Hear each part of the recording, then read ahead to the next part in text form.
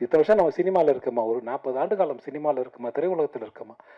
இதை வந்து ஒரு பணம் சம்பாதிக்கலாம், அது வேறு விஷயம் சார். ஆனால் பணமே வாழ்க்கையாயிடக்கூடாது. பணம் வந்து ஒரு அளவுக்கு மேலே பணம் இருந்துச்சுன்னா, இங்கே இருக்கிற எல்லாத்தையும் பணம் கிடையாது, பணம் கொஞ்சம் குறைவாக தான் இருக்கும். ஆனால் நாங்கள்லாம் மகிழ்ச்சியாக இருக்கோம். பணம் நிறைய வந்துச்சுன்னா பணத்துக்கு தான் மரியாதை கொடுப்போம், மகிழ்ச்சி போயிடும். பணத்தை நம்ம காப்பாற்ற வேண்டியிருக்கோம். நம்மளை பணம் காப்பாற்றுது. நம்மளை காப்பாற்றினா நம்ம சொல்கிறது பணம் கேட்கணும், பணம் சொல்கிறத நம்ம கேட்கக்கூடாது. இது வந்து ரஜினி சார் மாதிரி ஒரு பெரிய நடிகர் சொன்னால் நீங்கள்லாம் கேட்பீங்க, ஒருவேளை நான் சொன்னால் கேட்க மாட்டீங்களான்னு தெரியல. பரவாயில்ல, விட்டுருங்க, நோ ப்ராப்ளம். அது ஒன்றும் அது பிரச்சனை கிடையாது. ஸோ சொல்கிறேன். ஸோ வந்து எது முக்கியமோ அதுதான் முக்கியம். இன்னைக்கு ஒரு பெரிய நடிகர் இது வந்து நானா வந்து ஒரு கல்லா எடுத்து நானா கட்டின வீடு, நானா செதுக்குன சிலைன்னு ஒருத்தர் சொல்லும்போது நம்ம ரசிப்போம். ஆனால் நானும் கிட்டத்தட்ட அப்படிதான் சார். யாருமே இல்லை, பின்புலம் கிடையாது, என் முன்னோர்கள் கிடையாது திரையுலகத்தில்.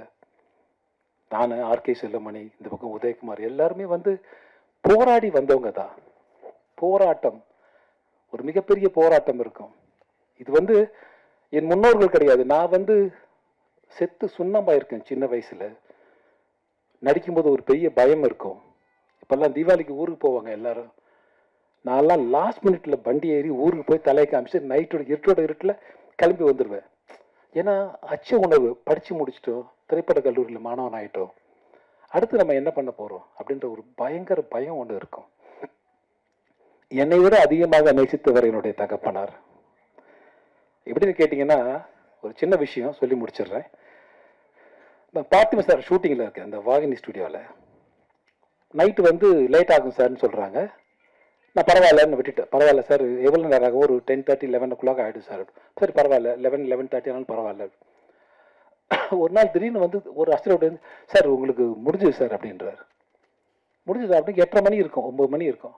முடிஞ்சுது அப்படின்னு, முடிஞ்சுது சார் உங்களுக்கு முடிஞ்சு சொல்லிட்டேன். நான் உங்களுக்கு போய்ட்டு டவுட் கன்ஃபார்ம் பண்ணுறேன், முடிஞ்சுது சார்னு சொல்கிறாங்க. சரி சார், தேங்க்யூ சார், நான் கிளம்புறேன் அப்படின்னு பார்த்து சார் சொல்கிறேன். பாய் சொல்லிட்டு வீட்டுக்கு வரேன். திரும்ப ஒரு அசிஸ்டன்ட் ஓடி வர்றார். ஓடி வந்து, சார் நாளைக்கு டேட்டு கேட்டிருந்தோம் உங்ககிட்ட, அந்த டேட்டு நாளைக்கு வேணாம் சார். ஃப்ரீ பண்ணுறாரு என்ன. நாளைக்கு வேணாமா உங்களுக்கு? வேண்டாம். அப்படியே சார், நாளன்னைக்கு வேண்டாம் சார். So nice, thank you. இன்னொரு ஃபோன் வருது எனக்கு, அதில் என் தகப்பனார் தவறிட்டார் அப்படின்னு. ஸோ அவர் எவ்வளோ சினிமாவை நேசிச்சிருக்காரு.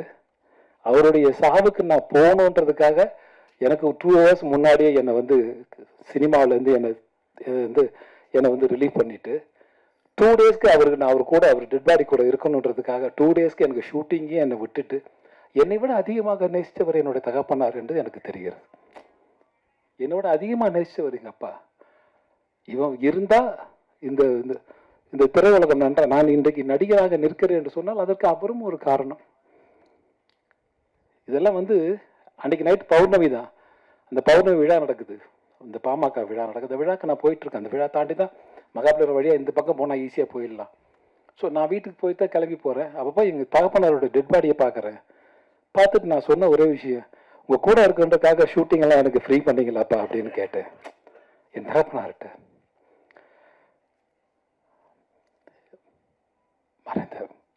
மறைந்த என்னுடைய தகப்பனார்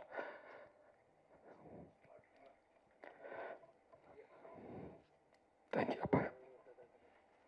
இதெல்லாம் வந்து யாரும் சொல்ல மாட்டாங்க. இது ஒரு பெரிய நடிகராக இருந்தால் பெரிய விஷயமா மாறும். இன்னைக்கு ஆர்கே செல்வமணி சார் சொன்ன மாதிரி ஒரு சராசரி நடிகன்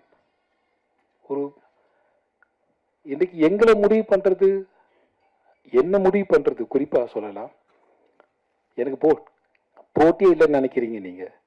இந்த படம் பார்த்தீங்களா, இந்த மெட்ராஸ் மாஃபியா கம்பெனி, இந்த இடத்துக்கு என்னை தள்ளிவிட்டது யாருன்னு நினைக்கிறீங்க? முதுகு பூரா காயம் சார், ரத்தம், வடுக்கல், என்னை குத்தி குத்தி குத்தி கொலை பண்ணிட்டாங்க. என்னை வந்து ஒரு படம் வீட்டுக்கு வந்து பேசுவாங்க, பேசிட்டு போவாங்க, அந்த படம் வந்து மிஸ் ஆகும், ஏதோ ஒரு காரணம் இருக்கும். யார் காரணம் என்று சொன்னால் அந்த படத்தோடைய கதாநாயகனாக இருக்கலாம், யாரோ ஒருத்தங்க இருக்கலாம், அவங்க முடிவு பண்ணுவாங்க இந்த கேரக்டருக்கு இவர் இருந்தால் கரெக்டாக இருக்கும், வேற யாராவது வேணாம். ஸோ இந்த இடத்துக்கு என்னை தள்ளி விட்டுறதற்கு வேற வழி தெரியல சார். எனக்கெல்லாம் வேற வழி தெரியல உண்மையாகவே. இந்த மெட்ராஸ்கா இந்த படத்தில் நான் லீட் ரோலை பண்ணியிருக்கேன். அஃப்கோர்ஸ் லீட் ரோல், கதாநாயகன் கிடையாது, கதையினுடைய நாயகன், அவ்வளோதான். ஸோ அதனால் தயவு செய்து கலையை கலையாக பாருங்கள்.